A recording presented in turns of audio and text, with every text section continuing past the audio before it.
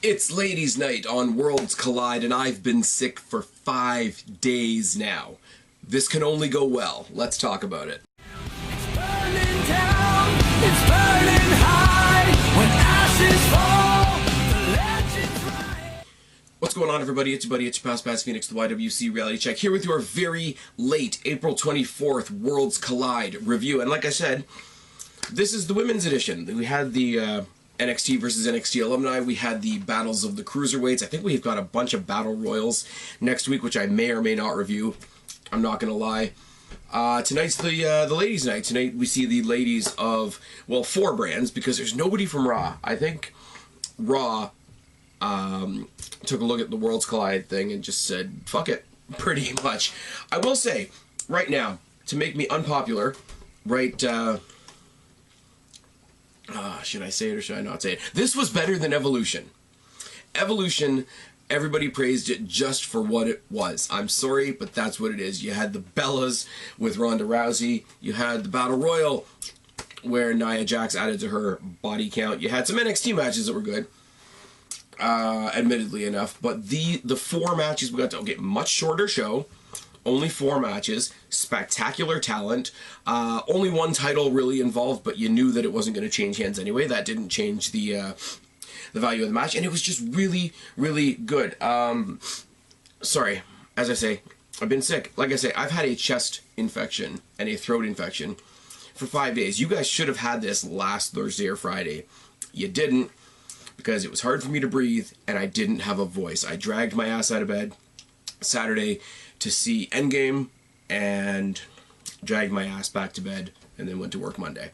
That's all I've done in the past 5 days or so. Ever since you heard from me doing the NXT UK review, that's what my life has been. And I sound like that. So a couple of things. My voice probably sounds like shit. I can't even tell anymore. Second of all, you may hear the respirator running behind me. Third of all, if I think this video is going crappy, it's not even going to go out. So everything I'm saying right now may never be heard by anybody. That's a very uplifting way to start the thing, isn't it? Commentators tonight are Vic Joseph, Aiden English, and Mia Yim from NXT. So let's get into it. Candice LeRae versus Kaylee Ray. So NXT versus NXT UK to start us off. Kaylee Ray, and I'm going to say this a whole bunch, somebody that I really, really liked from the Mae Young Classic tournament. Candice LeRae as well, obviously. Kaylee Ray, it just there's nothing even specific about her. It's not like she comes out here and she's like smacking people in the face with chairs or anything like that. She's just got this really, really badass edge to her, and it's one of those, she's gonna do something one day, and I hope I'm there when I see it, type of things. Candice LeRae is Candice LeRae. She comes out the nicest girl in the world, you know, Mrs. Johnny Wrestling, etc. But we know that she can get it done in the ring as well. We know from before her NXT days, she's doing the intergender wrestling, etc. Call her an elbow type, and Ray works the arm, and LeRae reverses. Anything you can do, I can do better. Right from the start, you guys know I love that story. Chain wrestling sequence and an armbar by LeRae. Side headlock by Ray, and I can read my writing, I promise. A reverse grounded side headlock by LeRae to, we're going to just rewind that. Side headlock by Ray, and it's reversed and grounded by LeRae. This is why my notes are so fun. Rolling snapmare by Ray, low Pele kick. Snap front suplex by Ray and a seated abdominal stretch. Head scissor into an octopus by LeRae. Rolling trip by Ray and a right hand. Ray eats the post on the outside. There's a suicide dive by LeRae, who then hits it 2 more times at the behest of the Brooklyn crowd, which is awesome. The crowd, I should say, because they've sat through 3 or 4 tapings of the Worlds Collide tournament, or not the Worlds Collide tournament, the Worlds Collide concept by this point. They're all up for it. The Worlds Collide chants going, etc. And I think it was either this match or the next match where there was a both these girls chant, which is really, really cool as well. Super kick by Ray, instiguri by LeRae, forearms and back elbows by LeRae, a snap German suplex by LeRae, a super kick by Ray, but Candice LeRae hits a poison rana, a neck breaker, and a lion salt for the win. Candice LeRae gets the win. NXT gets the first win for the night. And if I say Ray LeRae, Ray LeRae, Ray LeRae a couple more times, you'll be as confused as I am. So sorry about that. Should have gone on a first name basis on that when I was doing my notes. I really didn't think of it, did I? Second up, we've got SmackDown versus NXT UK. 2 people that I love for very, very different reasons. Zelina Vega and Piper Niven. Now, let me say something right off the bat here. Obviously, the most obvious thing in this match, there's a gigantic size difference between Zelina Vega and Piper Niven. And unlike the main roster, I mean, Zelina Vega is on the main roster, they never play up the size difference as a comedy thing. They never make... How can I say this? It's never a bad thing for either person. Whereas on the main roster, if you had somebody big, they'd be, you know, lumbering around and they'd have to do something dumb at some point for the match to keep going, like a big show, etc. And if they were really, really small, they'd be dorky and the size would be the butt of the joke, like an Ellsworth or a Drake Maverick, or I can't think of another example, but it's not done like that. You get this really, really, you know, up for the fight, pitbull type element from Zelina Vega. Piper Niven comes in with all the confidence that her power and size advantage would afford her. And the match starts off with the crowd chanting, "Piper's gonna kill you." So that's always good. There's a shoving match starting, a lot of trash talking by Vega. And I'm gonna say something about Zelina Vega after this match is over, by the way. Vega works the legs with kicks and a step-up a step-up high knee in the corner. Vega chokes on the ropes after that step-up because she sort of steps up, kicks her, and she sort of rolls sideways between the ropes, making her available for the kick. Then she does this really, really cool thing. She goes for what you think is going to be a 619, but instead of kicking her, she locks her, and she gets her in sort of this crucifix-style armbar using the ropes as leverage. It's a really, really neat thing, because when you think impact is coming, you don't think to protect yourself from a submission hold. That's a nice, neat little thing. Hard Irish whip by Niven, and you can see the power, you know, power disparity is right there. And a back elbow. Tornado DDT by Vega and a grounded sleeper. Grounded her into a dragon sleeper and changes it into a mounted sleeper with a snapmare by Niven. Scoop slam by Niven, and I will say, not that, again, to my point, it's not ever played up as a comical element, but when she's scoop slamming Zelina Vega, it does look like she's throwing around a small child. Follows it up with a running senton and a running splash. Codebreaker by Vega and double knees in the corner, a la Andrade. No longer Cien Almas. Mudhole stumps by Vega, but she misses the moonsault, and Piper Niven hits a really, really scary looking Michinoku driver for the win. For one, I like Piper Niven, and I'm going to say this first. People make the excuse all the time that we can't get rid of Nia Jax on Raw because it'll be, you know, body shaming, fat shaming, etc. We need her out there as an example of people of different body types that, you know, they can aspire to be, etc. And we use that as an excuse to keep her having a job even though she sucks at her job and she can't wrestle. You don't need Nia Jax. Piper Niven, main roster, do it. Get rid of Nia Jax. Get rid of that excuse. She's fantastic. Zelina Vega is already on the main roster with Andrade. Let her fucking wrestle. That's it. That is my grand old statement on that. Let Zelina Vega fucking wrestle. That's it. I don't know why they don't. They put her in there for Battle Royals and WrestleMania Battle Royals and Royal Rumbles and like ridiculous multi-person matches when they need to fill the body count. But everything, her attitude, her trash talking, her facial expressions, the way she was able to play up to... as I said, you know, small dog in the fight, but still big enough to, you know, bite at you or bark at you or whatever expression you want to use. Character work in this match was great. The wrestling in this match was great. To see her, how can I say it? To see her expand herself, almost literally right in front of us, to put a full body, you know, reverse choke on somebody probably twice her size, was phenomenal. And all due credit to Piper Niven for selling it, for taking somebody that's about the size of your arm and making them look like a worthy opponent. Both of these girls, and I will say, you know, all due credence to the main event, which I loved because my bias kicks in. This is probably one of the coolest women's matches I've seen in a long time. And it's unfortunate that it was on this thing as part of Access that's sort of seen as like, you know, house show fodder. I know a lot of people aren't even watching. I haven't seen a single other person on YouTube, granted I haven't looked that much, that is actually reviewing the Worlds Collide series. And you guys know I've said it from the get. I hope they continue it. I hope they do Access for SummerSlam. If they do Access for SummerSlam, I'm going to go. I don't know what the deal will be. I don't know how many times I'm going to bounce back and forth between Brampton and Toronto in those 4 days. I mean, plus I'm probably going to go to a Destiny show on the Friday. I hope they do this at That Access as well. I hope they keep this series going. I hope that I have 6 or 8 weeks of shows where I can say, you know what, guys, here's what happened on the show. Let me also tell you how awesome it was to be there. That's my ramble on that. These two, both amazing. Zelina Vega, let her wrestle. Piper Niven, bring her up to the main roster. Or let her have a couple matches with Rhea Ripley and Toni Storm. Let her have a brief run with the UK women's title. And then bring her up to the main roster. And get Nia Jax the fuck out of there, because Nia Jax is fucking useless. Almost as useless as Sasha Banks. Oh, yes. Io Shirai versus Sonya Deville. Are you fucking kidding me?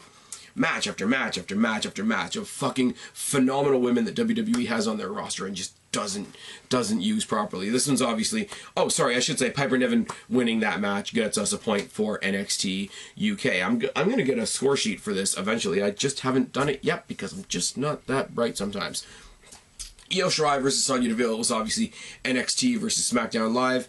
Sonya Deville, all the martial arts things coming out in the world. Mia Yim on commentary talking about all the 3 horsewomen in NXT and talking about, like, because of that she doesn't like anybody that came from the MMA world, so virtually out of nowhere she's shitting on Sonya Deville in this match, which kind of makes her the heel commentator, but it's also like, what the fuck?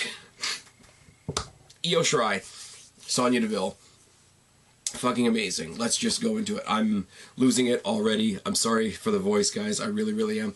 Collar and elbow tie and a trip by Io. A series of kicks by Sonya, body shots by Sonya, and a drop kick by Io. Chops by Io, and Sonya pulls Io off the top. Now, the snap in this, I can't properly describe to you guys, but basically, Io's sitting on the top rope. Sonya comes in to do something.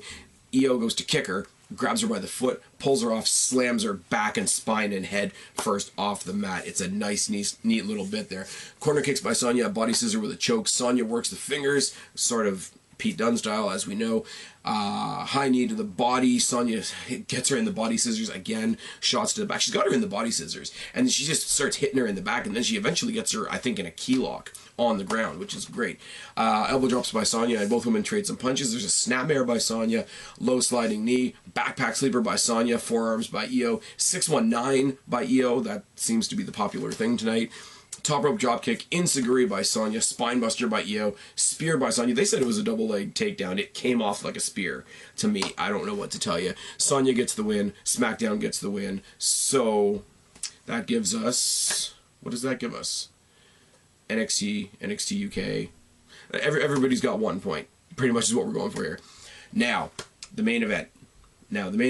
If you want to know that this show was custom made, this was tailor made for me. And now I'm mixed on Bianca Belair. You guys know that awesome, amazing wrestler with a super, super shitty character and gimmick. But Bianca Belair versus Nikki Cross versus Toni Storm in a triple threat hardcore match for the NXT UK Women's Championship. Are you fucking kidding me? You know that there's no titles changing hands here because nobody else is on that brand. I mean, unless you wanted to move Nikki Cross over to NXT UK, which would kind of make sense, and at least it would be something for Nikki Cross, but you realistically know that they're not taking it off. It's Toni Storm, so spoiler alert, she wins, NXT UK wins, NXT UK wins the night.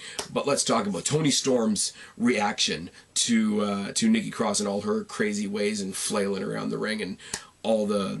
you know, the threatening mannerisms while the announcements are being made, etc. is fucking priceless.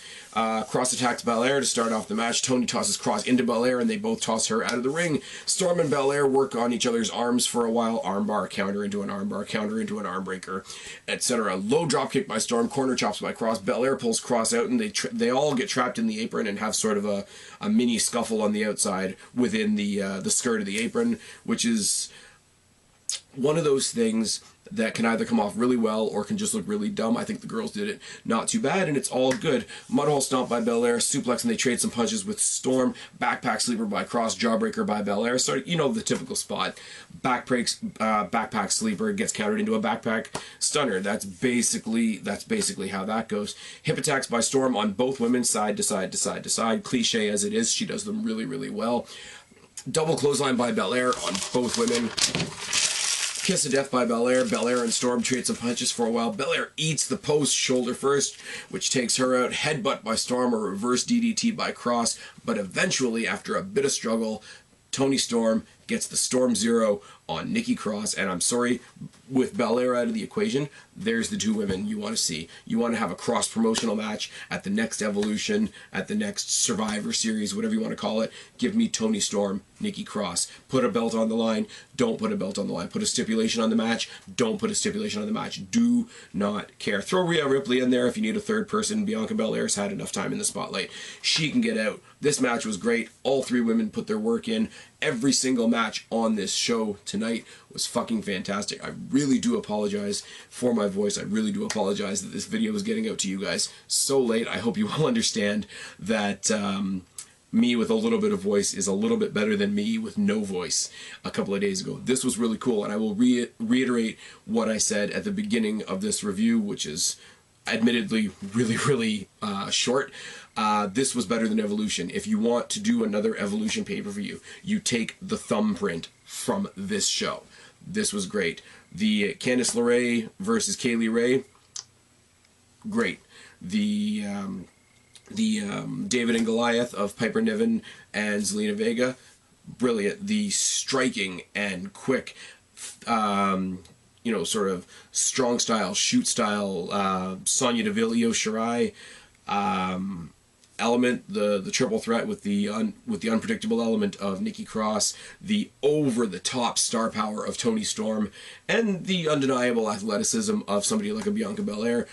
These are the things you need to do. Don't worry about getting the biggest names in the world in there. You don't need your Ronda Rouseys. You don't need your, as much as they are shit on for no reason, you don't really need a version of the Bellas. You don't really need a version of Ronda Rousey. You don't really even need nostalgia acts as much as I love Trish Stratus, Lita, Mickie James, etc. Take this fingerprint right here. Turn it into a pay-per-view. Do not make it Women's Weekly show, because you will oversaturate it and people will get sick of it. Take this, make it 2 hours instead of an hour, make it 2.5 hours, maybe 3 hours.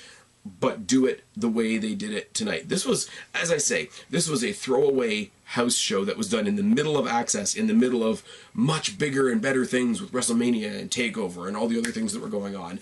And this manages to be, no pun intended, the crown jewel of the Worlds Collide shows so far, bar none. If you have not seen this show, first of all, if you haven't seen this show, why are you watching my review? Second of all, if you have not seen this show and you're just taking my word for it, then take my word for it and go see the show.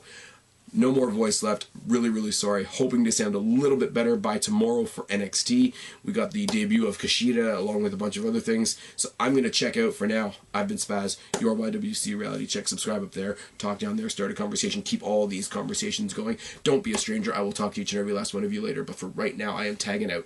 Bye, guys.